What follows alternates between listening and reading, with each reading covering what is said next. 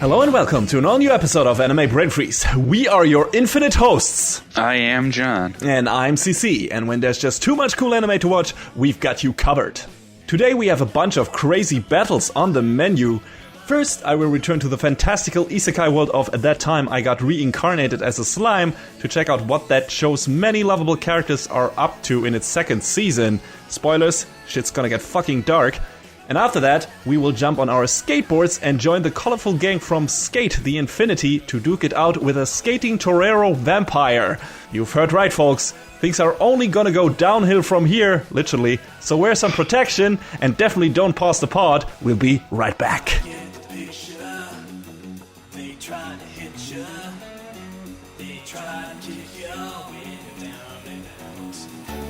So yeah, that time I got Reincarnated as a Slime is back in its second season. I reviewed the first season quite a while ago. I think the episode name was Slimy Date in Neverland or something like that. I never can remember the numbers, but I can remember the title. So there you go. But yeah, that's still a skill to remember that, because I didn't remember. Yeah, well, that's something, I guess. So yeah, what to talk about in the second season? There's actually a lot happening, kinda. So just to catch people up who haven't actually checked out the review or haven't watched the show, then why are you listening to this review actually? But anyway, so typical isekai setup: normal dude gets killed in the real world, gets reincarnated in a fantasy world, but plot twist: he doesn't reincarnate it as a normal, overpowered human hero. He gets reincarnated as a slime, basically, from Dragon Quest. But some slime with the skill to absorb a lot of things, and the first thing he does, or one of the first things he does, is make friends with an immortal dragon that is trapped in the cave that he's in, and basically consume the dragon and the barrier that he's trapped in, and becomes super strong and super powerful, and gets even more OP from that moment on. And it goes on and on and on with that, and he makes friends with people in the Goblin Village and then becomes their leader, and a bunch of monsters join him. He basically builds his own nation, tries to, making deals with humans and monsters alike, and create like this utopia where monsters, yes, again, of all kind, like lizard people, goblins, orcs, oni, like a bunch of different monster species that usually are at war with each other, can live together and have a safe haven and everything, and build a society together. So he has come pretty far in that regard. Like, he has created, like I said, his own nation called Tempest. That's basically most of what happens in season 1, what Rimuru, our main character, does. He also makes friends with a girl that turns out to be someone like him someone like him who is from our world, different time period though, the Second World War-ish, I think. And she has been summoned by one of the demon lords from this fantastical world to serve him, and then kind of emancipated herself of that, but also was imbued with a spirit that slowly kind of ate away at her. And yeah, this is one of the sadder moments in the first season. Oh, again, second season, so continued season review means full spoilers for Slime Time Season 1 and Season 2, so be aware of that, people. So yeah, 3, 2, 1, spoilers, go. She dies, Shizu, the character in the first season, like very sad scene, and very well done. And then Rimuru basically consumes her body, and takes on kind of a mix of her form and different hair and everything, but kind of has her features and everything, but it's not a girl, it's not a boy, it's kind of genderless, but now has a human form. It was very well done. It was a surprisingly emotional scene, and her backstory and everything. And coming with that is a promise, because Shizu in her later years became a teacher of many students, and Rimuru takes over her most recent class and promises to help these kids grow their magical powers and everything. I think they're all otherworldlers from our world, and he wants to help them and protect them and everything, and find a way for not them being consumed by their magical powers and stuff like that. And I think he actually achieves that with the help of an ancient spirit and stuff like that. That happens at the very end of season 1. Basically, that's it. That's where we are. At the beginning of this, he's kind of still teaching the class, though that doesn't really take up much time. He's already on his way out. It's the last few days of the semester, so to speak. And he is willing to return to his city full time and do some stuff. Yeah, mainly, which was a surprisingly interesting thing about this show, which I really appreciated because it's really clever about that. That is diplomacy. Diplomacy is still a heavy focus in this show. Rimuru needs to deal with a bunch of different nations as a leader of one, now that he is. And he's quite good at it. Like, one of his most clever plays at the end of season 2 was actually letting a bunch of human adventurers take credit for defeating the Orc Lord. There are a bunch of battles in season 1, mostly caused by one of the demon lords of the fantasy world, whatever they're in, that still is basically trying to pull the strings in the background. Clayman is his name. This is basically the big bad in the first season and in the second, who still hasn't really taken center stage yet, but is, like I said, pulling the strings in the background. Yeah, and that's basically, Clayman sent basically an Orc Lord, or his minions did, and Rimuru defeated that. Also, that guy kind of joined his ranks then, and so on. But Rimuru didn't take credit for it. He let a few human adventurers he came across earlier take credit for it, so that he and his nation wouldn't be considered too powerful and thus a threat, because, suddenly there's a new nation and it's filled to the brim with monsters and they're super strong, so that might cause some concern with the other nations and stuff like that. So Rimuru was like, well, can't seem too powerful and too much of a threat, so I'm just gonna let Yom and his gang take the credit for defeating a super powerful creature like the Orc Lord. And that's pretty shrewd, and he does a bunch of more of that in season 2, which I really liked.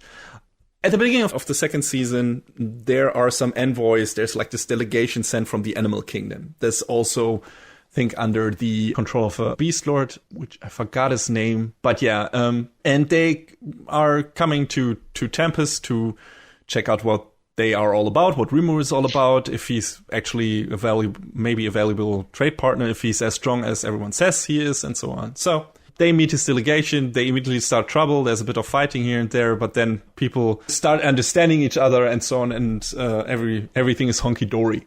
And the animal people are interested in the apple brandy produced by Rimuru's people. The resources for that are limited. So, at least in Rimuru's country. So, the beast people quickly suggest to provide the necessary ingredients in exchange for getting some of the booze in the future. So, we give you the ingredients, you give us some of the booze.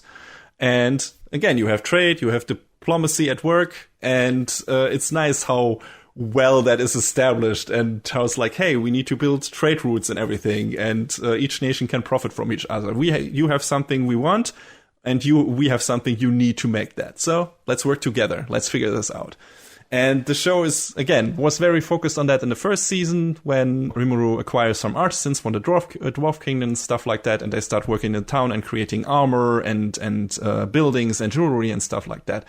And in exchange, some of the stuff that his town then produces goes to the Dwarf Kingdom and so on. So all of this interplay between the different nations and how they work together and both prosper through it is pretty nice. I like how they make it look easy. Of course, in real life it never is, but in this world it seemed like it was, and I liked it. And diplomacy? Cooperation? Who does that in RL? And who does that usually in anime land and in anime fighting land? So it's nice to see a show actually focusing on that. Of course, there's also a lot of fighting and action and everything. There's a lot in this season, especially. But it's nice to see something else in this, and that also gives you a lot of neat character moments. Just with a lot of these nations like coming together and exchanging thoughts and ideas and stuff like that, which I liked. And this extends to the animal people learning about Tempestian artisanship, and the Tempest people learning about the animal kingdom's supreme agriculture. Like, again, evolving through relationship and communication, you love to see it.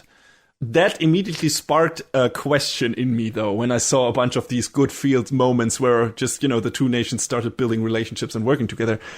I'm interested to see what Rimuru intends to do whenever a country he has an allegiance with does, something shitty. Because that happens in real world, and then you have to take a stance. And I wonder if they will tackle stuff like that in the show. There's some other neat moments, like Rimuru brings the orcs reconstructing the road destroyed in the last battle from season 1, some barrels of beer. It's like there's a bunch of moments where you see that Rimuru is a benevolent leader, he can be stern, but he's very much like, hey, he's even nice to the smallest worker or whatever you want to say it. He's a really good dude, and it's fun. After the stuff with the beast people, Rimuru is off to the Dwarf Kingdom again, talks to their king, Gazelle, who is also impressed by the booze. Not so much by Rimuru's speech before the people of both nations, because he deems it too short, too humble, and too reliant on the sympathy of others. Gazelle is more like a confident, go-get-it guy, as you would expect from a Dwarf King, I assume. So he gives him some recommendations, gives him some advice. He's like, hey, maybe you want to be a bit more confident and not be as humble, because you're a leader now. You have to stand for something. You have to be a symbol. And it's also really interesting to see how like different ideas about leadership clash in this show. And another example of Rimuru being a quite skillful tactician, which is weird considering he was just a programmer, I think, in real world, kinda. The way they explain it, like he's so good at this, is because he was taking care of a lot of people who worked under him and looked at all of them were like having a good time and stuff like that. He was a manager or a middle manager or something, but he was really good at his job. So apparently that's enough to lead a nation. Manager and multitasker? Yeah, I guess. Yeah, it works. So, but yeah, he while he is in the Dwarf Kingdom, he gives some free liquor to the owner of the Hostess Club, which he has frequented every time he was there. So she can sneakily find out how much customers would pay for a glass of it. He is crafty, that slime. Also, that doesn't help him when his two, I don't want to call them servants, or let's say assistants, Shuna and Shion, who are like these Oni girls. One of them is kind of his secretary. The other one is medicine woman, I guess. But yeah, they find out he and the Goblin boys went to a hostess club, and yeah, he has to suffer Shion's cooking as a punishment for a week, which is a weird running gag that her cooking is really shitty and kills people. But Shion is really highlighted at the beginning of the show in several scenes, and you really don't think much of it. But it becomes really apparent in the later parts of the show why they did that. I mean, she's a prominent character in the first season as well, but it's like really, they really focus on that in the first half of the second season. Like, okay, that's nice. That's nice that she gets so much screen time, but why? There are a bunch of other characters, and well, we'll get to that. I also love that Rimuru has like this basically AI construct in his head that he calls the Great Sage, that is responsible for reviving him and talks like a computer, and it's like, this skill activated, you evolved into blah blah blah, and he can ask that thing any question. They have like these conversations, like he's actually talking to a person or something like that, which is really funny occasionally. And then in this case, he yells at this fantasy AI in his head because it identifies alcohol as a poison and immediately nullifies it. Because he's so OP that poison gets immediately nullified in his body, so he can't get drunk, and that really sucks for him. He's super angry about it. That's a clever joke. I like that. Imagine that, though. You could drink as much as you want and not get crunk, I get. Oh. Yeah, but that's the thing. Like, I mean, part of the thing why people drink alcohol, I guess, is to get drunk. So yeah. It's not always the taste. A lot of alcohol tastes really shitty, in my opinion. So I don't know. That might defeat the purpose, I guess. Yeah, well, I guess it depends on who you ask. Oh, another thing that made me laugh, but also kind of like raise an eyebrow. Rimuru brought a bunch of... No, I think an acquaintance of his got hold of manga, or Rimuru was able to reproduce a bunch of manga from his body. I'm not sure it went. That he did that in season 1. Because one of the people he meets from his world that have been summoned to this one was a giant manga fan. And to get on his good side, he just gives him a bunch of manga from series that are now finished that he was in the middle of reading when he was summoned to the fantasy world. And he's so happy. Just, oh my god, I can finally finish reading Bleach. And you know, the class he's teaching, they're basically like elementary schoolers. And then he gives them a bunch of manga to read, and one of them is Parasite. And I'm like, Rimuru, you're way too young for that. You're a bad teacher. Don't let them read that fucking horror manga. What the fuck? And but yeah, it made me laugh. But yeah, another important character we meet in the second season is Yulan, who is this woman who is a spy for Clayman, the demon lord, who's like the big bad. And she tries to basically infiltrate Tempest and then enact the plan at a certain point. And for that, she becomes basically a team of Yom and his gang, the adventurers who took the credit for defeating the Orc Lord. You immediately know what they are trying to do with her. She's very focused on her mission and so on, but then she runs into Yom and in his new Beast Nation buddy Grucius, and they kind of fight over her, and you see, okay, she's gonna fall in love with Yom, and Yom is gonna fall in love with her. That's what's gonna happen. And of course, that's what happened. She's like immediately getting swept up in the jolliness of Tempest, even though she was fixated on doing this one thing. So you can see she's probably gonna come around. And yeah, that's all like the setup, basically. All of this is kind of set up for what's happening next, which takes up the most part of the story of season 2. All of that is kind of like, there's a bit of foreshadowing here and there, and there's some chess pieces moved into different places. And the first big thing of what you can guess what will happen, the first big foreshadowing of that is multiple people warn Rimuru that by growing Tempest's wealth and power, his city will draw the interest and even the ire of many nations. And this is exactly what happens. With Tempest becoming a new, successful and growing center of trade, the human nation of Falmouth loses merchants and thus money. So they decide to make use of their church and declare a holy war on Tempest. Because that's full of despicable monsters, and the church can't have that. So, as a justification, there's like, this nation is against God's will, so we're just going to attack it and kill everybody. Of course, religion is just an excuse. It's all about the money and personal gain. Just like in real life, whenever someone invokes the power of the church or religion, let's be honest. And yeah, so that's basically what then happens. And Falmouth has a gang of other worldless as well. So people who came from our world, just like Rimuru and Shizu and the kids, and they intend to use their power as an advanced invasion party. 2 of them are in it for the action, but one of them sees the war as an opportunity to eventually kill their masters and gain freedom. So they're also like already these conniving, backstabbing assholes, like immediately unsympathetic pieces of shit. They go to Tempest. The girl uses her power Bewilder to trick people into believing and doing everything she says. So the first thing she tries to do is trying to make the people in the town believe that one of the goblins assaulted her sexually, which doesn't sit right with me and is venturing a bit too much into Shield Heroes territory. But thankfully, one of the other goblin boys, who is basically kind of one of the main characters or main side characters, Gopta, who has been heavily featured since the first season and is great. He's a fantastic character. He's really fun. Completely diffuses the situation very easily and tastefully. So that's really cool. But that's not enough.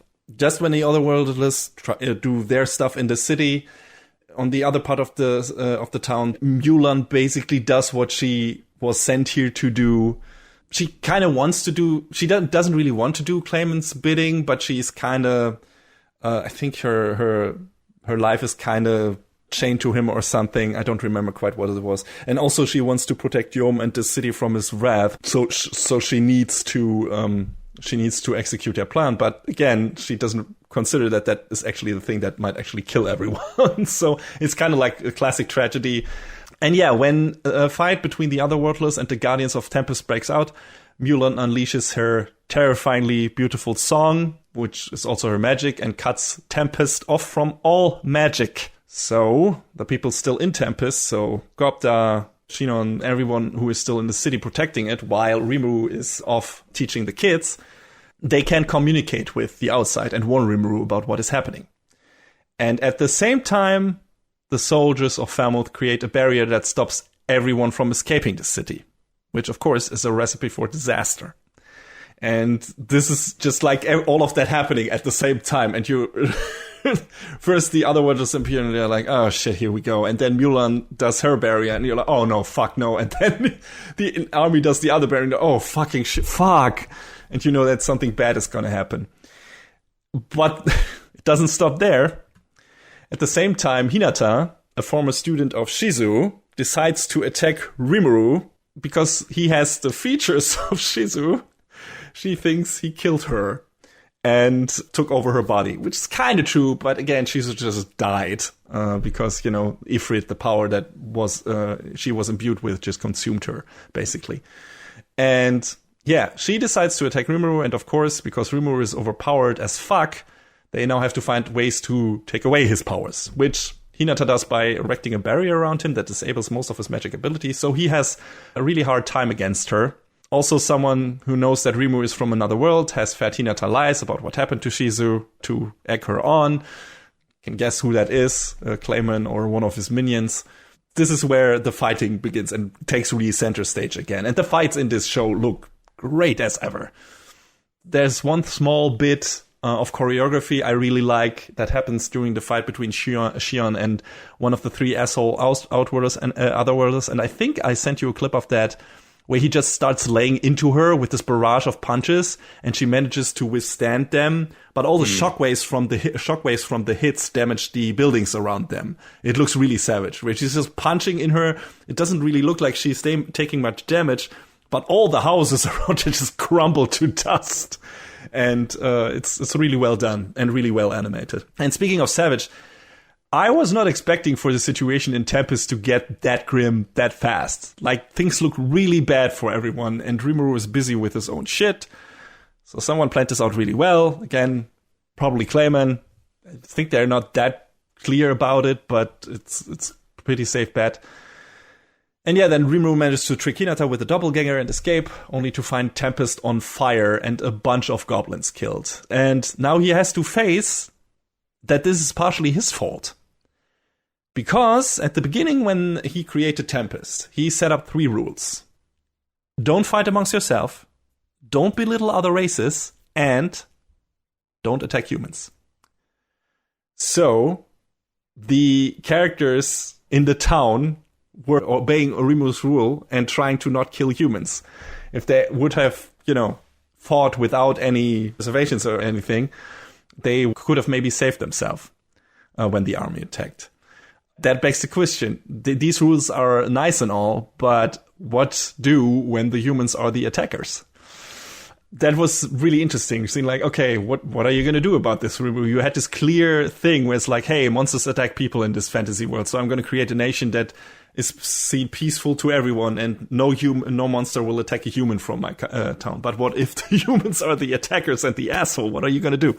So, very interesting that the show actually tackles that. And in all of that turmoil that we see in the city, there are still there's some nice scenes like the lizard man helping the goblin kids to escape, which is showing how far the understanding between different monster races has come under Rimuru's rule. I like that as well. There's a bunch of that shown where all the different monsters working together and stuff like that. And yeah, Slime Time is not pulling any punches by killing what I assume is one of the fan favorites, Shion. And this is why I said that's why she was featured so heavily in the first season, in the first half of the season. Yeah, so this is a big bummer. And John, I've also linked you that scene where Rimuru actually discovers that happened. That was executed rather well. I mean, you have no context because you don't know the characters, but I think that scene was staged pretty well. I think with the scene where Rimuru just loses his temper for a short while and you just see his power evaporating from him because he's so angry, I think they pulled that off rather well. Yeah, that kind of gives you an idea that he is like burning with hatred. Mm-hmm. And guilt, because he knows he's partially responsible for that, because he explicitly instructed his people not to kill humans. Right. So he holds himself responsible for it. And he kind of is, but, you know, he did it with good intentions. He didn't think it through, though. So, yeah, I mean, it strikes, not having watched the show, it just seems like, the sort of situation that would be pretty difficult to avoid. Yes, exactly. He maybe hoped for it, but maybe was a bit too naive in that regard. And this is the first time he's doing the ruler of a kingdom thing. So, I mean, I'm willing to cut him some slack there. He's an idealist. I mean, the whole idea about Tempest is pure idealism. It's supposed to be a utopia, right? Where every monster race works together, all are happy, and, you know, there's trade flourishing and everything, and diplomacy, and all the nations working together. So this thing is an ideal, and he wants everyone to be happy. The problem is when idealism clashes with realism and with reality, and then shit like this happens. So, yeah, but not all hope is lost. There's an adventurer called Erin, and she tells Rimuru about a way to revive Shion and everyone else. But for that, he himself has to become a demon lord, which is basically what the demon lord he made friends with at the end of the first season, Milim, who's a small girl, very fun. That's what she did, but Rimuru doesn't know that old fairy tale Erin tells him about is actually Milim's origin story. He can't quite put that together yet, but we see her shape and everything, and that's her. That's what she actually did. Erin tells him like that. There was this one girl who had a pet dragon and decided to become Demon Lord because stuff, and because that dragon was killed and stuff like that. So that was really funny that we now know more, and he is probably going to get filled in on that later. So to achieve becoming a Demon Lord, Rimuru has to collect a bunch of souls. So, as a good, benevolent leader would, Rimuru plans to wipe out the entire human force from Falmouth and their king. Yeah, he is angry, and he intends to put Yom, his adventurer friend, on the throne afterwards, so he can build a relationship with Falmouth. So basically a puppet king in a way. I couldn't help but feel it was a very American approach. Maybe. Oh boy. I don't know. But, it was very interesting to be like, hey, okay, these fuckers attacked us without giving us a head notice or anything, and without reason, and just because they thought they could. So, just gonna fucking kill everyone of their fucking force, and then just put my guy on the throne. I mean, an eye for an eye? I guess, yes. I mean, that's also how you can solve it. So, but yeah, I like that the show is somewhat realistic about the whole situation in the sense of, yeah, diplomacy first, but that will only get you so far. Some people just don't care and want to end or own you, especially if they are a bunch of racists and opportunists. So Rimuru wants this to be a display of power of his nation. Slaughter everyone in their army and then make friendly trade relationships afterwards, if the country wants to.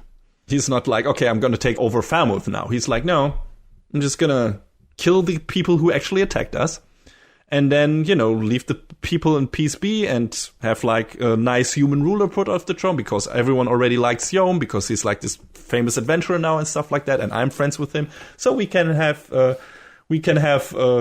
relationships. That Yom is kind of considering himself his underling should maybe play into that, because de facto that would make Rimuru kind of the leader of Falmouth as well.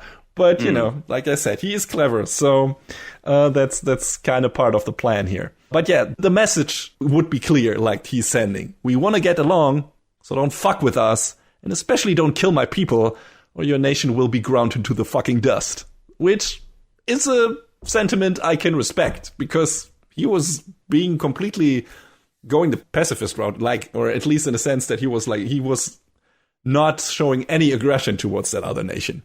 So, I can see why. I mean, you could still be like, hey, okay, I'm just going to kill your king and then see you run around like headless and panic and stuff like that. But he's like, no, I'm just going to, you have it coming. So I'm reminded of a friend of ours sentiment. Welcome to a video game tangent, everybody. Where when Metal Gear Solid 5 was announced and it was shown that the mother base from Peace Walker was completely leveled and destroyed, that the pacifist run was over. Mm-hmm. You took away what was ours and that was nice and peaceful.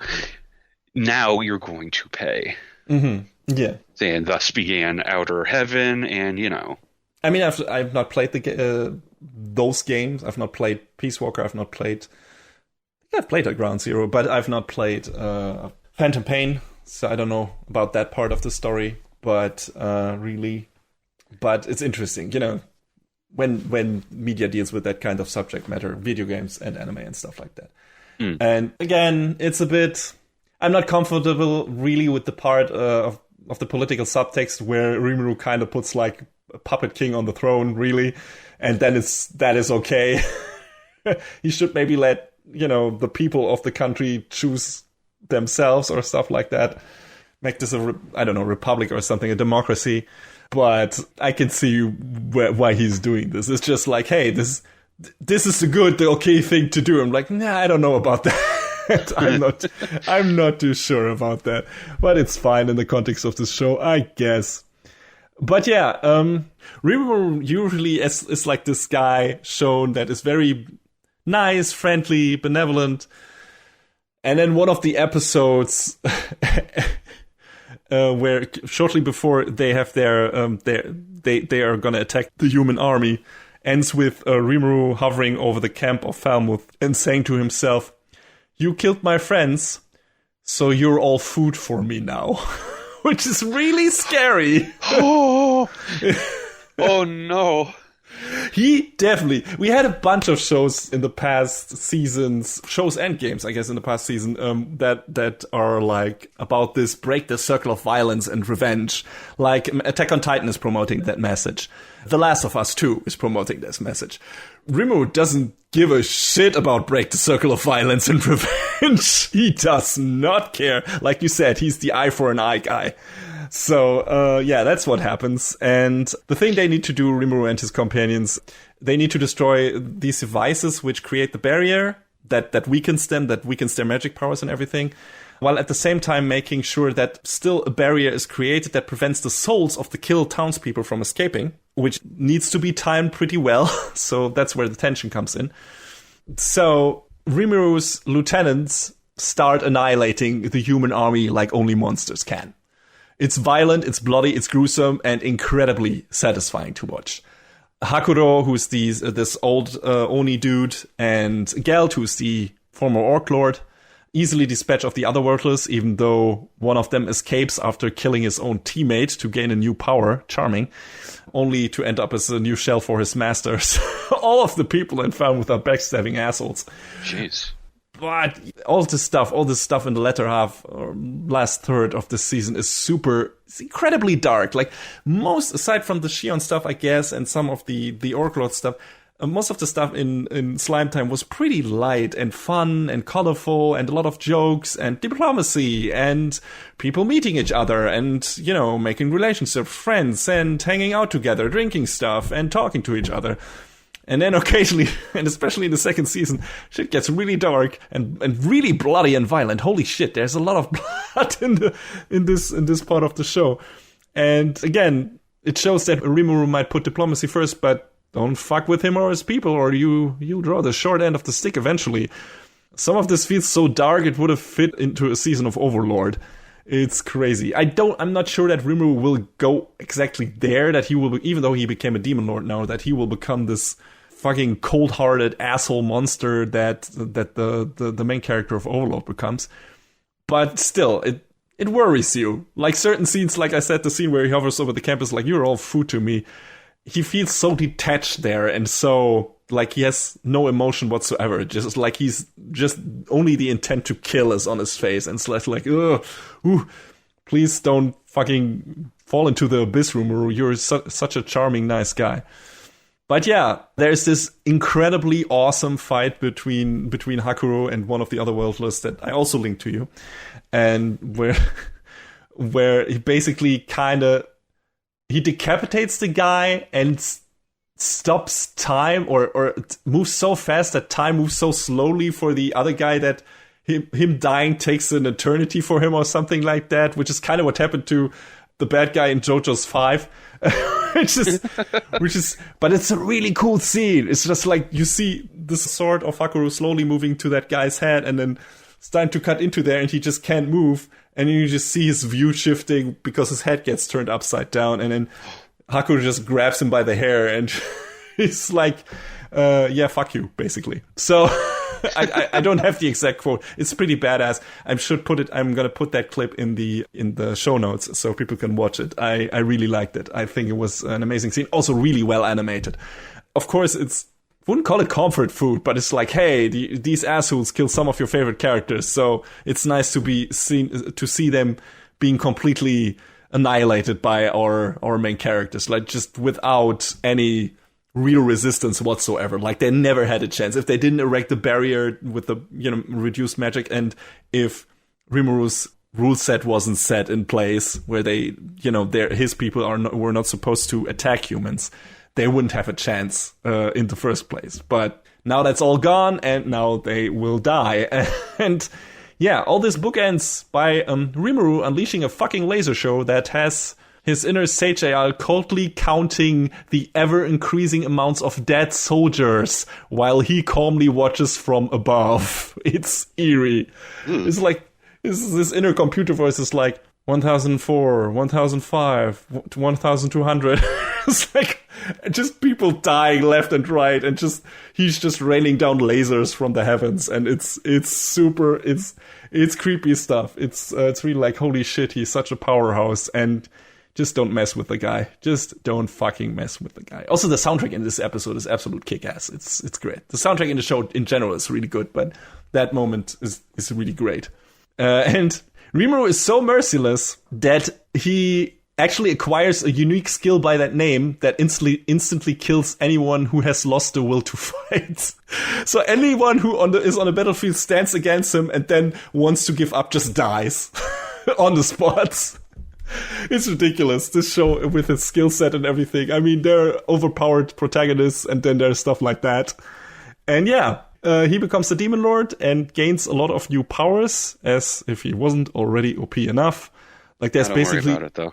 It's like 5 minutes of just the AI rattling off fucking new skills that he gets. Just like you're finishing a boss fight in Final Fantasy VII and you see all your materia fucking evolve and shit like that. It's basically the same thing. You acquired that skill. You want to trade that skill for that skill? You don't have enough XP for that skill. I'm like, what are you doing, show? We don't need this information. It's not like he's gonna use like 10% of these skills anyway. But it's funny. And with the Demon Lord power, he gets new servants, like a bunch of demons, and one of them who recognizes him becomes really scared of. So I wonder what his deal is, and if we will get his background story. He names him Diablo because it means demon, and it's also the name of a supercar he likes, so he sees no downside. I mean, I guess... I love that. And Diablo really likes that name, and he's really happy because he just recognizes strength and immediately recognizes that Rimuru is the strongest creature he has ever seen. And he's like, oh, this is gonna be fun. I'm gonna serve that guy. And he really gets a kick out of it. And then he's also kind of tsundere about it, where it's like when Rimuru puts his attention to Ranga, his dog, for a while, he gets like kind of upset. It's like, oh man, I want Master's attention too. It's super weird to see like this demon guy getting kind of man, but I want to be his favorite pet, and yeah, it's kind of fun. And the last two things that happen in this season is Milim, the Demon Lord friend of Rimuru, declares war on the Beast Demon Lord. Carrion was his name. That's what I wasn't able to remember earlier. For some reason, she declares war on Carrion and invests him in battle. I guess we get filled in on why she's actually doing that in the next season. And Rimuru finally gets to make good on his promise and free his dragon friend from the very first episode of the first season, who was trapped in the barrier that a hero erected around him, and he consumed, Rimuru consumed him in his barrier, and then basically while he kept Valdora, that was the name, Valdora Tempest, that's where he got the Tempest name from. Rimuru became Rimuru Tempest, and that's why he named the town that. But yeah, he was basically consuming Valdora and the barrier, and while Valdora was inside his body, the inside of Rimuru's body is really strange. It's like a different dimension or stuff like that is infinite or shit like that.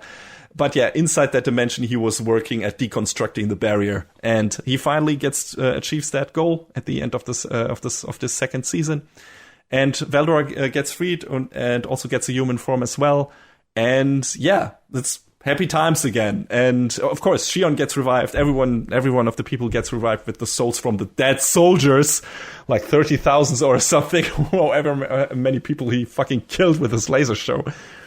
That's the stage set for season 3, I guess. I mean, there are a lot of dangling threats left hanging, right? There's, main threat is still Clayman, who has been working against Rimuru from the beginning, even if he didn't know it or wasn't aware of it until Mueller filled him in. Thankfully, that also ends on a good note. Rimuru forgives Mueller for being part in the attack on his city, and she and Yom get together and everything. So that's a nice bookend to that story. And at the end of the show, thankfully, after all that dark shit, we're back into happy land.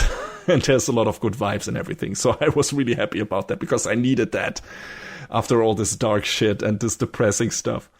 So yeah, again, Clayman needs to be defeated, though I assume that's going to be pretty much at the end. And there's this other demon lord that is the one who summoned Shizu and imbued her with Ifrit and basically, in that sense, killed her eventually and stuff like that.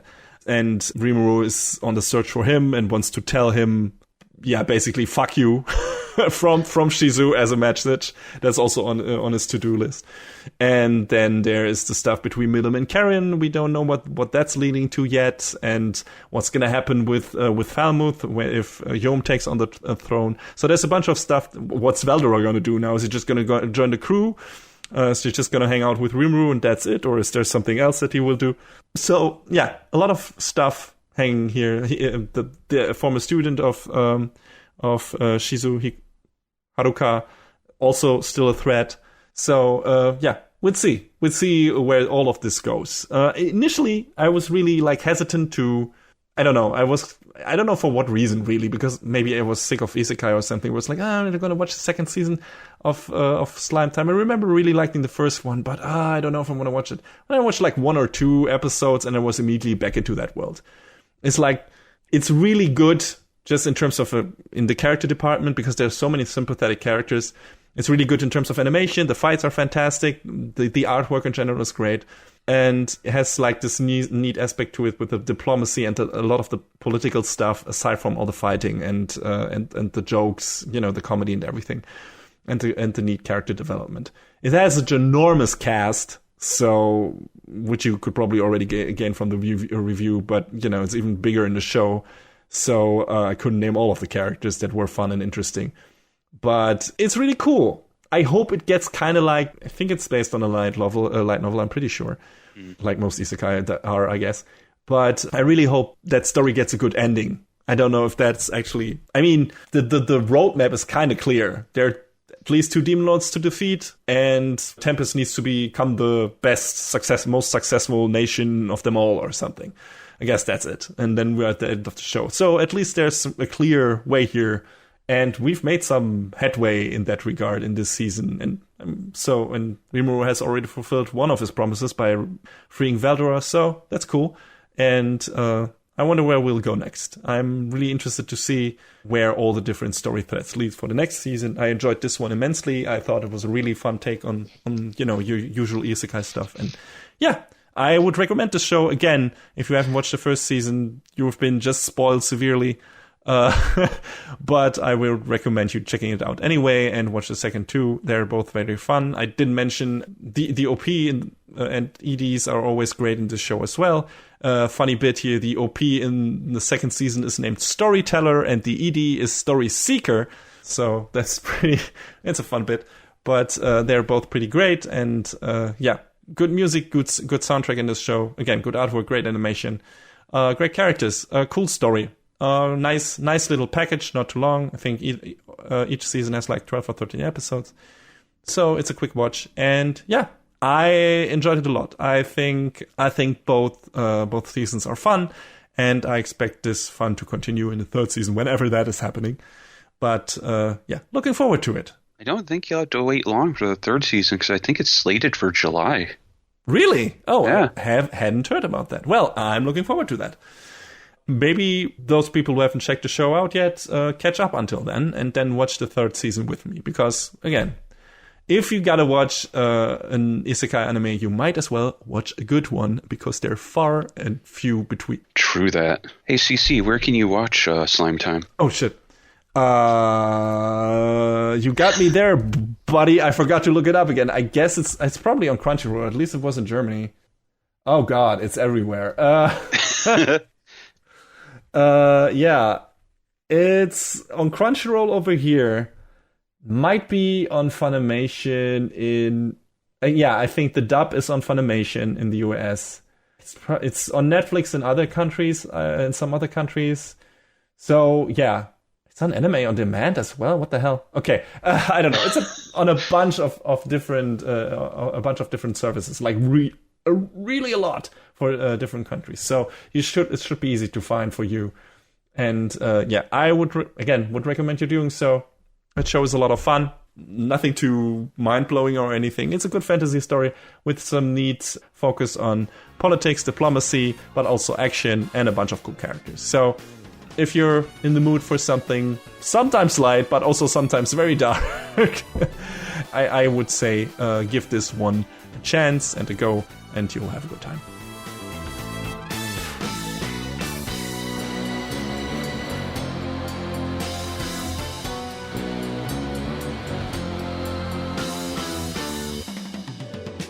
So, that means up next is Tony Hawk's Downhill Jam. With a bit of Mario Kart, I guess. And some JoJo's. Oh, a lot of JoJo's, actually. And a little bit of Free. A little tiny bit. Quite a lot of commonalities with Free, actually. It's true. So, I mean, you haven't watched Free. I watched 50% off. That's true. You watched yeah, right. back when internet gaming icon Octopimp was still making that parody. But that was a fun time. It kind of gave me enough context to understand what the show was about. So, what are we talking about? Actually, it's called Sk8 the Infinity, Sk8 in Japanese. Yes, that's how you properly spell that stuff, especially in the context of the show, kind of. Yeah, but 8 in a Mobius strip, they're the same thing. Don't worry about it. Yes, exactly. It works. So, high school student Reki Kyan is passionate about one thing: skateboarding. When night falls, he heads to S, an illegal underground race inside a mine where skaters compete in highly dangerous situations. After a loss that results in his skateboard being destroyed and his arm being broken, Reki is now incapable of practicing at all. While working, Reki runs into his new classmate, Langa Hasegawa, a half-Canadian and half-Japanese boy with no skateboarding experience whatsoever. Langa is in desperate need of money, and after they both visit S when tasked by Reki's boss, they get into trouble and are forced into a bet that requires Langa to skate in a race. However, the mysterious transfer student holds a trump card that Reki is unaware of, one which might help him win the race in the most unexpected way. So, this is the latest joint by, it's an anime original. It's worked on this one little studio. I don't know, maybe they come up before. They're called Bones. Rarely. I don't think we need to go into detail of who they are. No. Because Bones has become a very regular name on this podcast. Sk8 was directed at that studio by one Hiroko Utsumi, who worked on other shows such as Free Eternal Summer, Banana Fish, which we talked about at one point, and I think kind of left us both a little cold. At least towards the end. I liked Banana Fish in the beginning a lot, but then the story became too fractured and a bit too contrived and convenient in certain parts, and some stuff just didn't work out and came together. It was like it was supposed to. At least for my taste. Just felt a bit, I don't know, hastily put together or something like that. It's not all the gears were fitting into each other. Yeah, and my takeaway was that for a show that took place in the 80s, or was supposed to take place in the 80s, considering when the original manga was written, didn't really work out. No, it didn't. But it shows that this is from the same director of Free and Banana Fish. First, because of all the man service. Because there's a lot of man service in Sk8. Especially every time Joe is around, the fucking beefcake cook. But second, because the structure is very similar to Free. I mean, I've only watched 2 seasons of Free. Maybe might get back to it, because apparently now it's getting a final season. And I haven't watched the movie either, so maybe I'll check it out again. But you have some tense sports anime action, and in between it's character development and goofing off with the boys, which is kind of like a good balance. And add to that all the ridiculous over-the-topness that results from all things a certain antagonist is involved in, and you have a splendidly fun show on your hands. Plus, it looks really good, which is expected from the Bones show. So, I mean, this show has some incredible animation. Yes. And when, obviously, the big conceit of the show is the skateboarding, and there's lots of big, bombastic, and exciting tricks that are constantly happening, and it's a sight to behold when it's in motion. Yes, absolutely. And, you know, if you think that, this is maybe a more realistic sports anime thing going on,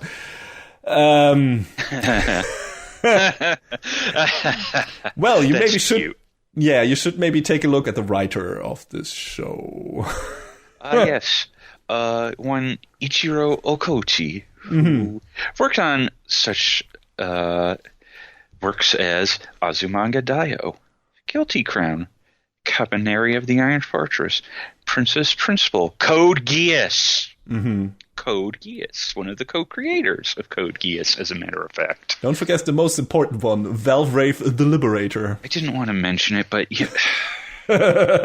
fuck. You know, I saw that, you know, that you see that history and you're like, wow, okay, I guess Sk8 is gonna get very dumb at some point, but, you know, in an entertaining way. And the show definitely did not disappoint in that regard, like, at all. I feel like it got just goofy enough. Yes. It always took the things that it needed to take seriously, it took seriously, and the stuff that was supposed to be funny and that it had fun with, it did. So it was just it did the right things for the right things, and I thought it was handled exceptionally well. So I don't know how often we've seen shows with a Canadian character on this podcast. Can't recall any, actually.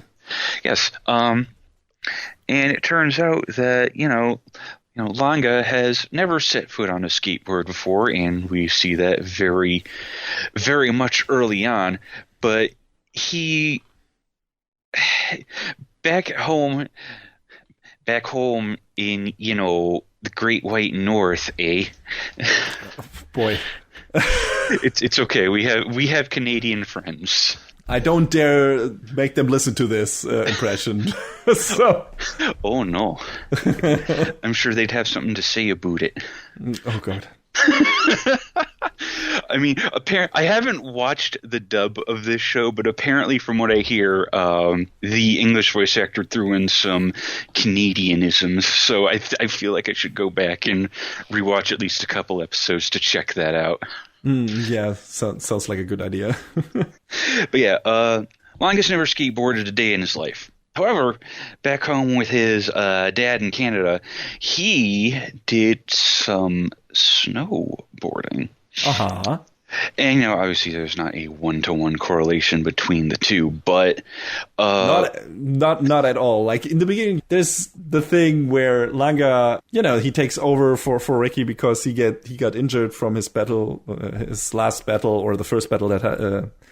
what did they call it in the show? Beef?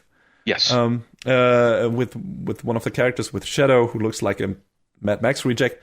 And really does. Yes, and he's roped into a race due to a mix-up. Langa takes over, and after taking some time to get used to different board feel, he nails it. But after the race, it turns out it was kind of more or less by accident. Turns out skateboarding is completely different from snowboarding after all. And since Langa can continue duct taping his feet to the damn board, which he does, and that's fucking dangerous. Like, he almost gets run over by a truck because he can't jump off the fucking board.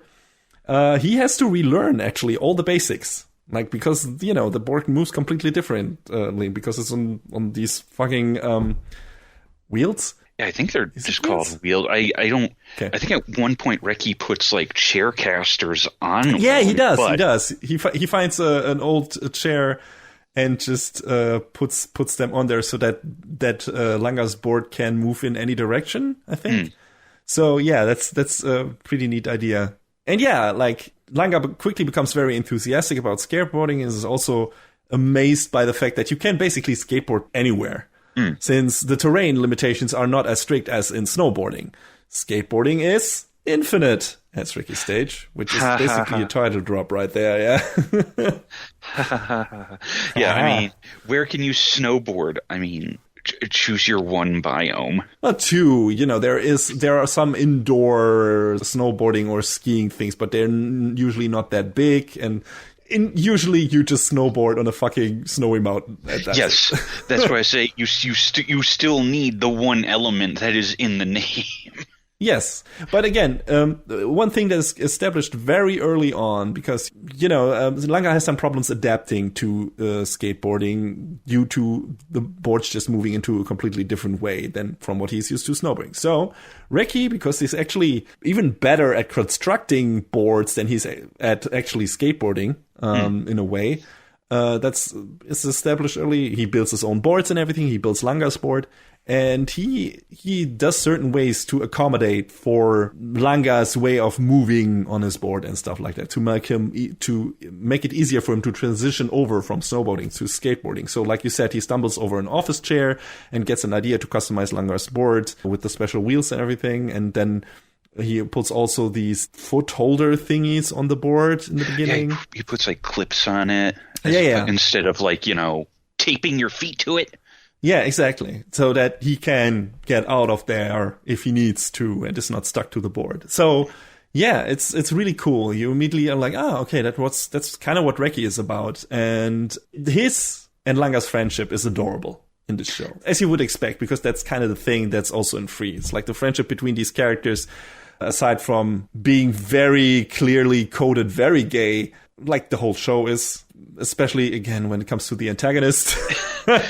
I mean, honestly, I feel like outside of the antagonist, this show isn't as, on the whole, as gay as some others. Not in terms of visuals, like in terms of, certain visual cues, but, you have Joe and Cherry Blossom who act like an old married couple all the time, right? Mm-hmm. You have Langa and Reki basically at the end kind of almost falling into each other's arms and feeling each other's love for skateboarding and stuff. So it's definitely some heavy pandering in certain regards in this show, but it's never obtrusive or stuff like that. Yeah, without a doubt. But it's not like overbearing. No, and definitely not. No. It's definitely in there, but it's also like you said, it's not completely overbearing or forcing itself on you, where it's like that is the only thing, and it's constantly man service or constantly in your face or stuff like that. Not that that would be a problem. Free was much more, even more so than Skate in that regard, and JoJo's is also very heavily, very incredibly gay in certain parts. Yeah, but, and the guy over here who watched just a straight up BL a year or two back and fucking loved it. So Yeah, which was really good apparently, which I haven't checked out. It was great. Yes, so there you go. So why ain't y'all watched it? Yeah, that's a good question. I watched it because I'm not into straightforward romances, either straight or gay. So I still haven't watched the movie, which is on Crunchyroll.com, and I need to get around to that. Yeah, do that. Interested to hear your impressions. But yeah, I love Ricky's and Langa's friendship. I especially like that scene where they eat stuff from McDonald's while watching skating videos on their phones, and without communicating, verbally kick the board to each other that has the ketchup for the fries on it. Like, it's a great bit of visual storytelling that conveys both their passion for the sport and their quickly growing friendship and trust. So the show is full of that, and I really, really liked it. In general, our two main characters are super endearing, and how they treat each other and everything. It's just fun to watch them together. Ricky has fun, stupid nicknames for everything. His custom boards, Langa and himself. There's a bunch of that. There are cute scenes where Ricky and Langa are constantly chased by teachers, cops, or security guards because they skate at places where that is not allowed. Like, every time these two are together, it's really fun. In general, there's a lot of good humor in this show. I thought there were a bunch of good jokes that made me laugh. Like, there's this great scene with Langa when they get to this vacation home, and Langa has to deal with Japanese toilets, old Japanese toilets. Doesn't want to do that. And I can't understand it because that looks really threatening. Langa also acts a bit like Ricky's mom to protect him from harm when he's overexcited to try one of Joe's moves while still being hurt from his battle against our antagonist and stuff like that. So, it's cute seeing them together. Just like Free, spending time with these characters and the characters hanging out together. Not only Ricky and Langa, but also all the side characters that we get to meet. And Joe the cook, Cherry Blossom, what even is he? Like, is he... I guess he's supposed to be some sort of AI researcher, programmer. Yeah, that too. Right, exactly. Yeah, he has this Iron Man board with an AI in it that he talks to. I forgot her name, but yeah. That's Carla. Carla, yes, exactly. And then there's Mia, who is like this young prodigy at skateboarding, he only talks in gamer terms in the beginning, because some people slimes and, blah, blah, blah, and like, from Dragon Quest again. And, the old... Dragon Quest, the national pastime of Japan. Apparently, yes. These people then all spend time with each other and become friends and stuff like that. Shadow's also part. His story is also kind of interesting because he, on the skate ring, he's like this over-the-top, weird Mad Max guy, like I said. And then in the real world, he's like working at a flower shop and is totally into his manager and wants to marry her and stuff like that. Which kind of ends on a sadder note than I expected, but yeah, it's you win some, you lose some. Yeah, exactly. Yeah. I felt sorry for him though. But yeah, he gets roped in because he's the only one who can drive, kind of, at least. He's the only one who has a car. I don't know. And that's fun. And there's the owner of the shop Ricky and Langa work at, who has a pet fox or something, who doesn't stay relevant at all. Yeah. He even appears in the OP, which is fantastic, by the way. Holy shit. It's a really good OP. Also, the ED is fantastic, where, you see all of them training and failing at the stunts and tricks and everything. And, it's a really cute ED and really fun. It has a really nice, uplifting atmosphere. Like, try again and you will eventually succeed and your friends will be there to help you and stuff like that. I really like the ED of that. Also, the eye catcher commercial insert skits where they're like super deformed and doing funny tricks and stuff like that. It's also fun. But yeah, that shop owner is in the OP, and he's in the first 1 or 2 episodes, and then he kind of completely disappears from the show after a certain point. I'm like, wait, why was that character in here? I mean, he kind of appears a couple times after, but not in like any meaningful capacity. He doesn't really interact with any of the characters aside from Ricky and Langa, maybe, but it's not like he has some worthwhile contribution, I think, if I remember correctly. Also, can we go back to the fact that his pet is a fennec fox? Yeah, it's weird. Why? Why that specifically? It's so strange. I have no fucking idea. Also, that's a very bitchy fox. I mean, foxes are... wild animals, yes. Yes, they are very fickle animals. I remember seeing a video once upon a time of some guy who had a pet fox that, had been domesticated and was like, this looks like the worst kind of pet to have. Yes. I mean, they're super cute, but it's, again, one of those pets where it's like, yeah, they're not supposed to be pets. No. That fits then with how that creature behaves in the show. But yeah. Again, all these characters interacting with each other, spending time with each other, aside from them, some of them having plot relevance and connection to other characters and stuff like that. It's really cool. There's some side characters that are only hidden here, I feel like, for certain plot reasons and who don't have any relevance whatsoever. Like there's this police investigator lady. We learn nothing about her. she's like only there to investigate the antagonist and stuff like that. And it's like, okay, why? Why is she featured in the fucking OP? It's like, it doesn't. I mean, she's not featured prominently, but she's there, and it's like, all right, I guess you're around. Yes, you know who's like. I mean, you know who's not in the OP and we see a few times, and she should be? It's Langa's mom. Yes, she's such a sweet lady. She is a sweet lady. I really like that we get some small scenes of her being happy that Langa found a friend and is stepping on a board again, even though it's not a snowboard but a skateboard. Because since his dad died, which is also the reason they moved to Japan, since his mom grew up there, he apparently was pretty depressed and didn't snowboard anymore. Yeah. Which becomes very important later on when we see some connection to our antagonist and so on. So Reiki kind of pulls him out of that funk by showing him how fun skateboarding can be, and then they become friends. And like I said, Langa finds something to be enthusiastic about, and then reconnect basically. Eventually, that is his whole arc, kind of. Not to give too much away, but reconnecting with the memory of his dad and how much fun he had when he actually, snowboarded with his dad, which he didn't really dare to think about anymore because it's a painful memory of his dad and so on. So it's really cool, and the show definitely has some emotional high point when it comes to that kind of stuff. It can be an emotional roller coaster at points. I mean, I wish we'd gotten a little bit more about Langa's dad, though. Absolutely, but there's just enough in there that it would have been nice to see more, more of his time that he spent with his dad. It's kind of just like the specter hovering over Langa, and you can feel like they don't even explicitly say that he was so completely depressed after his dad died and that he was hating his life or something like that, or was really sad and everything. But it's clear as day that that's the reason, that Ricky is the reason why he's having fun again and is happy again and stuff like that. And then later again, in an important race, an important beef with our antagonist, that's some of that stuff also shines through.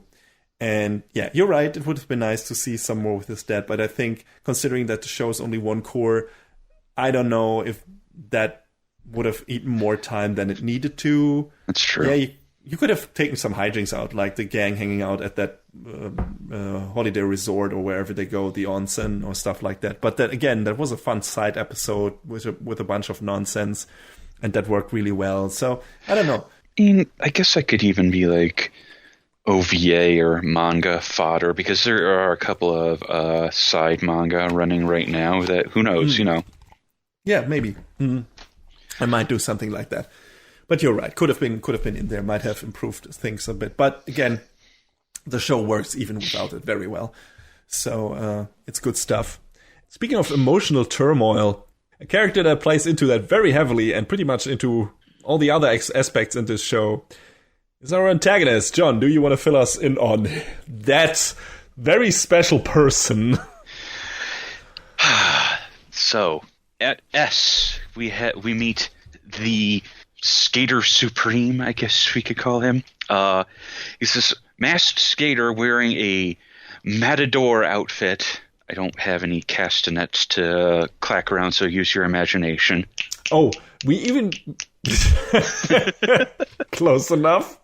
We even meet him before he actually introduces himself as That's like true. He is watching the race between Langa and Shadow in his apartment bureau, whatever, without a shirt on, and is conducting the race between those two to Beethoven's Fifth Symphony in front of his TV screens. God, and he has vampire fangs. And immediately when that happened, I knew this is the kind of dumb I can immediately get behind. So I was in at that point. It was like, oh my god, this is going to be spectacular. And he is voiced by a certain vampiric, and let's say a voice actor that has experience with vampires. Oh. But yes, that's our introduction to one Adam. Mm-hmm. And he is voiced by Takehito Koyasu. So, if you've ever You're basically racing against Dio in this thing. Like you said, Tony Hawk's Downhill Jam, starring Dio Brando from the from the JoJo's Bizarre Adventure series. Yes. I almost said the meme thing. And you said, like, well, that's a bit far-fetched. I mean, it can't be that close to JoJo's. You would be surprised. I mean, not if you looked at Okuchi's track record and everything, but Jesus. Twilight Skater Boy Vampire. Oh, not only that. I mean, this is giving stuff away a bit, but in the final race, he changes outfits, and it becomes even more ridiculous because his state of mind changes, so his entire appearance, and it's so fucking ridiculous. Even the setup for that race. Oh my god, Adam is fantastic. Adam is like the high point for me of this show in all aspects, because, you know, his whole thing is we don't really know until the very end of the show. Well, we can assume what his deal is. We just learn, hey, he's this weird guy who just talks about love all the time and finding his Eve, and he's trying to do, yeah. Because of course Adam would look for his Eve. God damn it. Of course. And of course his Eve turns out to be Langa. And he tries to find the most capable skater that can excite him and bring new spark into his life and everything. And we learned that Joe and Cherry Blossom hang out with him. They were kind of a team, but that he was much more joyful in his past life there. And then something happened to him, and we get filled in a bit on that as well. He seems to be from a rich family. He seems to be kind of doing politics and stuff like that. And he is he's living with his aunts, who are all assholes and putting huge expectations on him. And his father was also an asshole and forbid him to skateboard and stuff like that, which was the only thing that brought him joy, which he learned from a servant of his, who becomes also kind of important in the later part of the show, and his relationship to Adam and everything. And yeah, he apparently started as, because he's the guy who organized that shit, who's basically the host of that, and the best skater there is, to, I guess, work through all his problems, or in a way which... It doesn't come across like that, but it gets clear after a while that he has some issues, and that is the thing why he's doing that. The beautiful thing is he does it in the most flamboyant, over-the-top, ludicrous, comic booky, insane anime villain way ever. It's ridiculous. Like, his moveset, the way he talks, the way he moves, the fucking races he actually does. It's so much joy to watch him do his shit. I mean, he literally starts dancing on his board to flamenco music. And then his signature move is him somehow defying the laws of physics and riding his skateboard uphill to execute the love hug. You know, there's this quote from Blade: some motherfuckers always try to skate uphill. Yes. Adam not only tries it, but he actually achieves it. So that tells you what kind of badass he is. I just saw something about Adam's name, by the way. So, you know, obviously in hiragana, or in katakana, excuse me, it's written Adamu, Adam. Mm-hmm. But that's apparently not how the name is actually written. Mm-hmm. It's written I, as in love, Da, as in Daku from hug, and Mu from Yume for dream. His name is Love Hug Dream. His name is perfect. Love Hug Dream. That's perfect. That's perfect. That's absolutely perfect. Fantastic. I'm in love with this. This show's great, guys. Thanks for telling me this. This has enriched my day. Anyway, Jesus. Yeah, Adam is fantastic. The first battle he has with Langa, they literally dance on the board. Yes. And it's amazing. And at some point, I think Langa leaves him behind, and then Adam just takes shit seriously, and then just takes sharp turns and just holds on to parts of the audience just to take those super sharp turns. That made me laugh out so loud, where he just drags them behind himself out of the corner, and they're just screaming, "Oh my god, help!"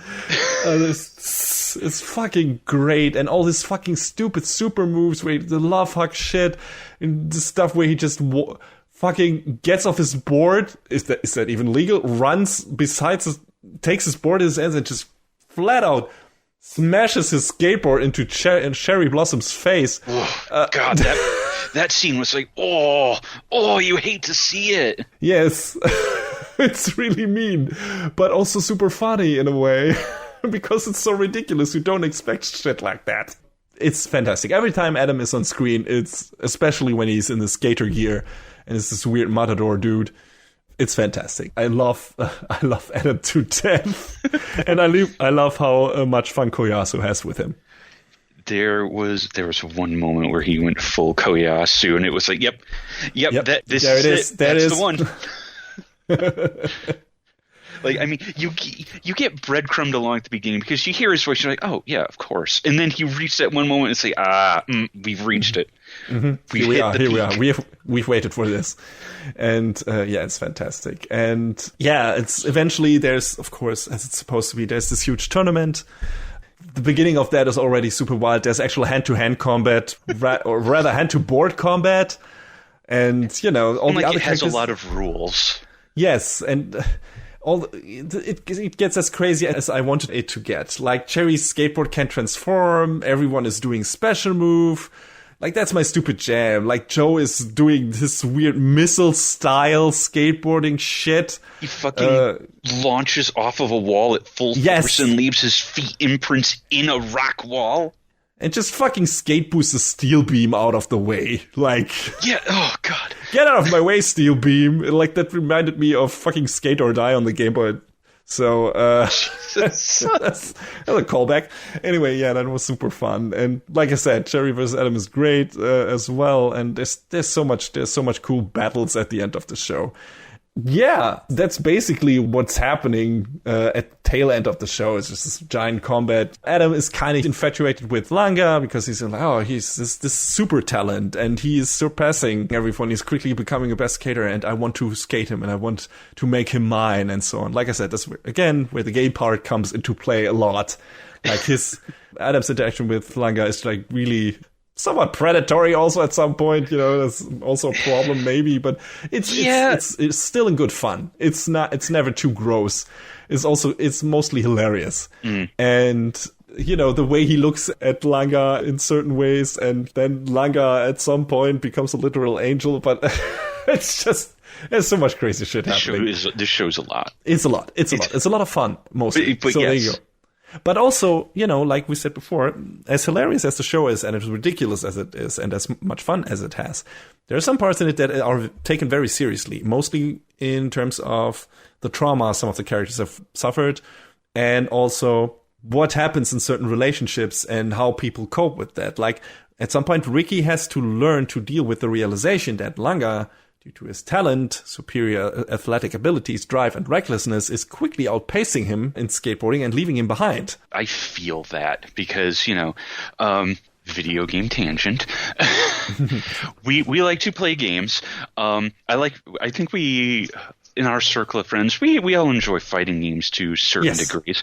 I make no claim to be good at them, but I enjoy watching high-level play, and I can sort of see what's going on and understand. You can understand when a big play is exciting and great. I can't execute on any of that. No. But I can look at it and recognize that, hey, this shit's crazy. So I kind of feel like Reki has that moment inside his head, too. Absolutely. And, a lot of the show, his arc is about coming to realization that is not a bad thing necessarily. That he can still have fun. A lot of the moral of the story is skateboarding, like a lot of things, is more fun with friends, just in general. Right? And so that's also kind of his arc. Not only his, but also Langa and a lot of other people. But also, after a while, and that's interesting, you just get this moment of conflict where, while he is afraid of such mad genius skaters like Adam, Langa admires Adam and wants to race and beat him no matter the cost because it's a challenge of his skills and everything. And then you get this growing distance between Ricky and Langa, and you have this like real strain on their friendship at some point, and that has to be overcome somehow by both of them. And it takes some time, and some of them actually thinking about themselves and talking to other friends and family and so on. Ricky's family is great, by the way. That's also cool that is inherent. That was also in Free. Especially the second season was, I think, if I remember correctly, pretty dark in that regard. When we see, I think, the background story of Ren, it was the guy with the shark teeth. I think featured that more heavily. I don't know which of the 2 seasons that I watched it was, but where it's actually like, no, we get into some actually characters having some actual baggage and some hold up. And of course, Langa has the stuff with his dad and everything, and that also comes into play. And Adam has the stuff with the expectations of his family and him not being allowed to have fun in his life and only has to do what his parents tell him and shit like that. And, all of that, while not super deep, is still like the emotional core of all that hits right. And it's understandable and relatable and stuff like that. And it's well executed. And it doesn't drag. And all of that reaches a very satisfying conclusion by the end of the show, in my opinion. I don't know how you felt about it, John. Yeah, I mean, I feel like it hit a pretty strong emotional peak. Obviously, Ricky and Langa, are reaching or having their own big realizations about themselves and each other. That was the big, I feel like, emotional linchpin of the show at the end.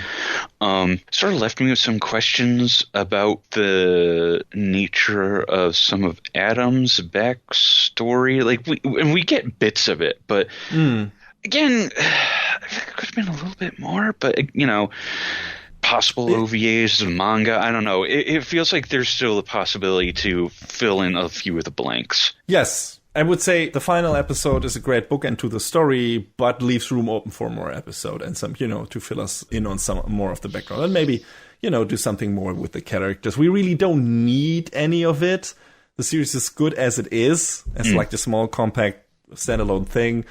But, you can extend on some of that stuff more. But also I like that some of the stuff is maybe left a bit ambiguous. Yeah. And it ends on a lot of, all the characters having fun together and this funny short fucking final thing that Adam does and everything. It's just ridiculous. But I liked it. I liked where the show ended up. Yes, you could have done some more with certain things, but like I said, the most important stuff is in there. Just enough for you to understand the characters and to know what their deal is. And some of the stuff you have to fill in yourself, where it's like, okay, how did that exactly happen? But then you're like, yeah, I guess it's that way. The show doesn't spell it out for you, but it kind of doesn't need to, in my opinion. That's true. So it's all right. Like I said, it's a quick watch. It's incredibly fun, and I liked it a lot. Apparently, which is only evident at one point in the show, to me anyway, that show, like another show I'm going to review later this season, had a lot of production problems, surprisingly. There's a great article on Sakuga blog, which I'm going to link in the show notes, in the show description, whatever, wherever you want to watch this, or if you're going to go to our site, animebrainfreeze.com, you can read it there, which goes into those 2 shows, this and Wonder Egg Priority, what troubled them, what didn't work, where shit went wrong this season when it came to production, because at some point the show has a recap episode. Yeah. And it's only 12 episodes long, I think, and one of that is... It was 13, including the recap, I believe. Yes.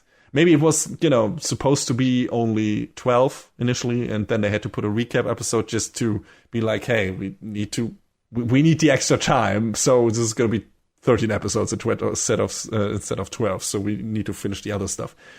And the quality stays incredibly consistent. I didn't see any shortcuts or stuff like that, and the final episode looks fantastic. The final duel between Adam and Langa is fucking amazing. It looks ridiculous. The soundtrack is flawless. It's just, production-wise, the whole show, but especially that final part is amazing. So that didn't really jump out at me, but the recap episode is where like, okay, that doesn't feel like it should be in a 12 or 13 episode show. So you're like, okay. That's true.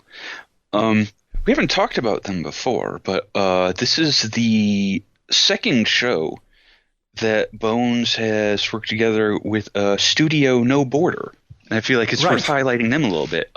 They did the skateboard designs for the show, and they did the world design for Carol and Tuesday before this. Ah, right. And Studio No Border is a smaller studio founded by one Tomas Romain, who previously worked a lot with Shoji Kawamori at Satellite on stuff like Basquash, Symphogear, Macross Delta. Did some work on Space Dandy before forming No Border, which is cool. So yeah, definitely got to flex their brains on coming up with goofy skateboard designs for this show. And I really, really, I'm not a skateboarder, but I really, really appreciate everything about that. Absolutely. And it shows. Just in general, it shows that this was a passion project. I don't know if by the director or by the writer, or if it was a joint thing, but it feels like, and I think the article by Sakuga Blog mirrors that, where it's like, hey, the production people who were calling the shots assembled this team of specialists, and like these people with a passion for certain things who knew exactly what they were doing in their respective fields to create like this tight passion package. And that was also part of the problem, I guess, because contrary to some other bigger studios handling their production, this team was kind of rather small, apparently. There's not much rotation in the production staff, apparently. If you look at the credits from episode to episode, like a lot of the people responsible for the show stayed consistently on each episode, if I'm not mistaken. And that became a problem when work piled up, and then also the pandemic, and, you know... Keeping it short, quoting from the article, like the team was way too small for the amount of work remaining, which is causing Bones to smash the panic button harder than they've had to do in a very long time. So that's why that recap episode happened. And it's surprising that the show didn't fall apart completely by the end, which has happened to other shows. So yeah, I'm glad that didn't happen. But also, it again shows that there is so much overproducing going on in the anime landscape currently, and it's just all the capacities are stretched so fucking thin, and just this one thing needs to go wrong, and the anime industry just can't deal with fucking surprise scenarios. Like, just don't have the capacity for it. Yeah, I mean, there's another studio who we'll talk about next time that definitely has this problem in spades. But, you know, I think there was an article that Kadokawa was like committing to produce like 40 new shows over the next like year. And it's like, Jesus Christ. Yeah, it's ridiculous. Like, is it great that we as weeaboo anime fans are spoiled for choice every season? Yeah, but you know, that comes at cost. Exactly, it comes at cost, and it's not like we're watching all the shows. I mean, we watch a lot of shows in the sneak peek, like probably most than other people check out each season. And we're not finishing all of them. We're not watching all of them consistently. We just pick our favorites, and then we're like, hey, let's not talk finishing, about these. not reviewing all of them, because we kind of made that cut back too. So if you just kept it to half the number of shows and just gave us the really good shit and not just your generic bullshit that nobody is watching anyway, then you could maybe focus your efforts and your power on the projects that make sense and that you haven't seen before like that. And you could have actually good working condition for the fucking animators and pay them appropriately. Maybe also no more crunch. And that is a big problem right now. I don't think crunch is ever going away in any industry. Yeah, I fear so. Because, I mean, you always have... As someone who works in retail, the company that I works at had a massive wave of layoffs. Corporate will always find a way to do more with less people. Oh, absolutely. I've been in those shoes for the past year. It's like, hey, we're expanding, but also we're going to let go 3 people in your department. Like, how does that fit together? Cool. How the hell? Who made that calculation? Where can I find him? And how can I kill him or her? There was this one post I saw on Reddit that was like, hey, you can stay and work, but we have less people. Wow, everyone's quitting. That's weird. Anyway. Yeah, strange. Who could have seen that coming? So, but yeah. Like, you got to do something about overwork. Gotta be done. Absolutely. It always comes down to companies trying to save money at the most, let's say, easiest in the easiest way possible, and the easiest way is always on the personal side of things, on the employee side of things. So that's a problem, and I I know things are not going well in the anime industry in that regard in general. A lot of people overworking and just in general, just too much work to do here because, they're just doing too many fucking shows. And I love watching a lot of anime, but I wouldn't mind if there were a lot fewer shows each season. I would be able to deal with that. Hey, if we had only 2 shows to review each season, it's like, hey, okay, that's how it is now. That's fine. We're only going to do 1 show each season. That's totally okay for me. That's fine. Yeah, we talk too much about anyway. I would be absolutely fine with that. That's one of the reasons why I've been picking up less shows. That's one of the reasons why I want to review less shows. Like, I enjoy doing this with you, but sometimes it gets to a point where it's like it gets hard to talk about things unless they're really unique. Like this show, exactly, Sk8 is something different, and it's a passion absolutely. project, and it's great. But everything else just sort of. Yeah, there's some stuff that blends together, and you just need to look harder to find that special, that thing that makes that show special. And I mean, that's what we do. That's our hobby, right? That's why we do this podcast. I was about to say that's our job, but it's not. We're not full-time anime reviewers. Where's our sponsorship money? Sponsor us, Funimation, Crunchyroll, Bookwalker. Exactly. Who else? Who else is on the list? Yes, it's not our job, but it could be. I'll fucking shill for Raid Shadow Legends. Well, I'll let you do that then, but. Anyway, hey, but yeah, Crunchyroll, I put plenty of time into Princess Connect. I'll fucking shill for that. That's actually true. I mean, you should do that. Just write them. I mean, like JK, maybe I won't shill for Raid, but I mean, they have plenty of money to throw around anyway. Apparently, yes. But also, I'm glad to report that we're getting a steady increase of listeners, apparently, which, yeah, I'm glad. Apparently, people, at least some people, seem to like what we're putting out on a regular basis. As standard as it might be in terms of format. But I'm glad that is the case. So I'm happy that we can talk about this stuff in a way that makes people enjoy this. So I'm really glad about that. We don't need to do it for money.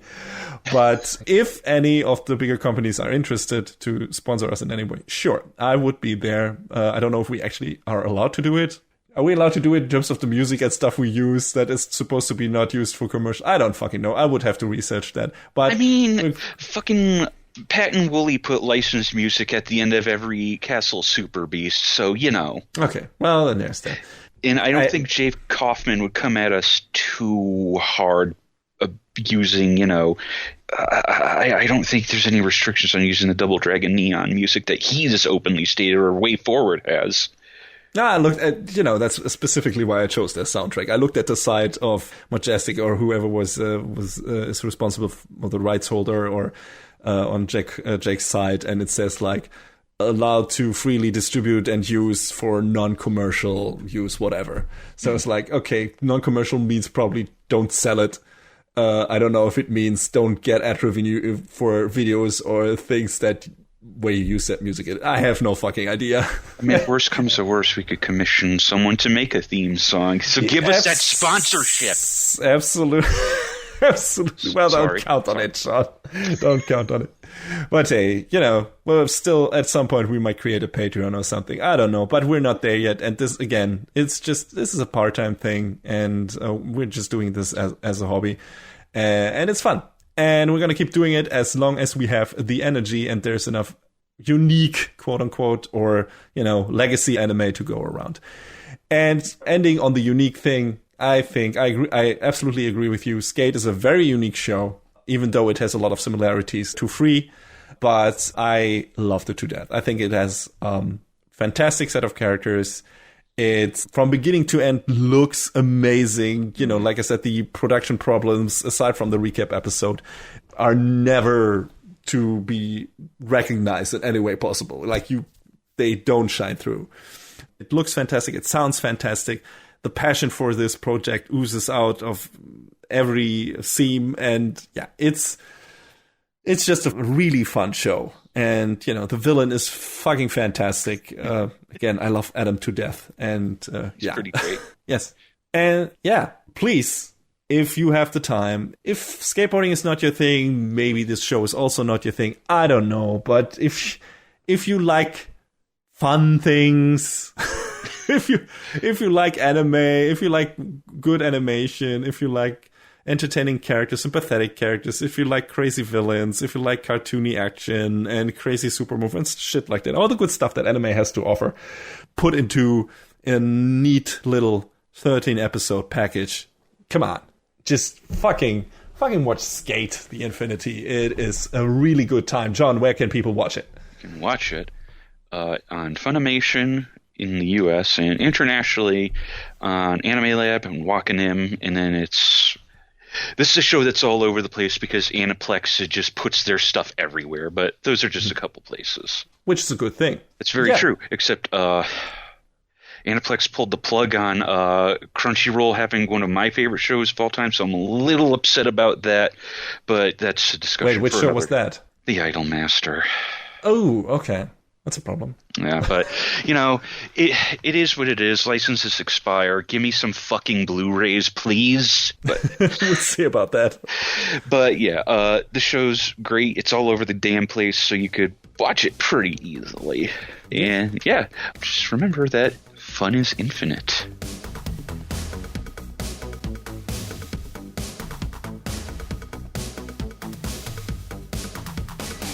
And that is a wrap on the 111th episode of Anime Brain Freeze. All the music in our show is from the Double Dragon Neon soundtrack by the amazing Jake Kaufman. Please go to vrt.bandcamp.com and check out his awesome work. Our show is available on most of the popular podcast services, but it's always worth visiting animebrainfreeze.com for our review index and more. Leave us comments and questions on YouTube, follow us on Twitter at AnyBrainFreeze, or send an email to animebrainfreeze@gmail.com. We would love to read your feedback. Thanks for tuning in, we hope you had a good time, and please join us again on our next episode. Macht's gut! Take care, everybody. Next time on Anime Brain Freeze. Begun the Stone War has! And the conclusion of a Titanic tale, Part 1?